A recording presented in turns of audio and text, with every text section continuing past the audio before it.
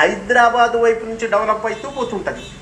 కానీ ఎస్పెషల్లీ ఈ ముంబై హైవే ఏదైతే ఉందో 2 వైపుల నుంచి డెవలప్మెంట్ ఉంది. అక్కడ ఏదైతే మనకు జహీరాబాద్ ఉందో, జహీరాబాద్లో ఆల్రెడీ ఇండస్ట్రీ డెవలప్ అయి ఉంది ఇప్పటికే.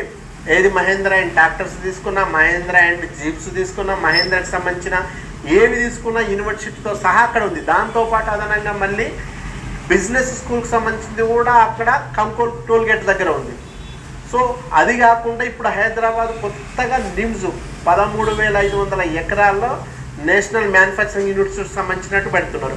అలాగే హైదరాబాద్లో ఉన్న జీడిమెట్ల, షామీర్పేట, కాటేదన్, సనత్ నగర్, విఎస్టీ, అజమాబాద్కు సంబంధించిన అన్ని ఇండస్ట్రీస్లన్నిటిని కూడా జహీరాబాద్ దగ్గర ఉన్న ఏదైతే నిమ్స్ అనుకుంటున్నామో ఆ నిమ్స్కు షిఫ్ట్ చేస్తున్నారు.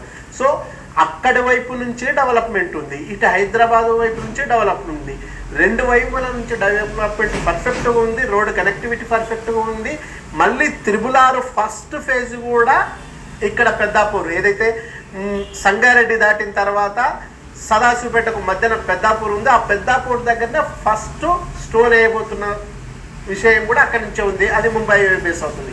అందువల్ల ఆ ఏరియా వాటర్ పరంగా చూసుకున్నా, పవర్ పరంగా చూసుకున్నా, కనెక్టివిటీ పరంగా చూసుకున్నా, అన్నిటికి మించి ఎంప్లాయ్మెంట్ పర్ఫెక్ట్గా చూసుకున్నా ముంబై హైవే ది బెస్ట్. ఇప్పుడున్న 4 హైవేల్లో కల్లా అత్యంత వేగవంతంగా అభివృద్ధి చెంది ఇప్పటికిప్పుడు ఇల్లు కట్టుకోవడానికి, రీసేల్ చేసుకోవడానికి అవకాశం ఉన్న అద్భుతమైన ఏరియా ఏదైనా ఉందంటే అది ఖచ్చితంగా ముంబై హైవే అని చెప్పేసి మనం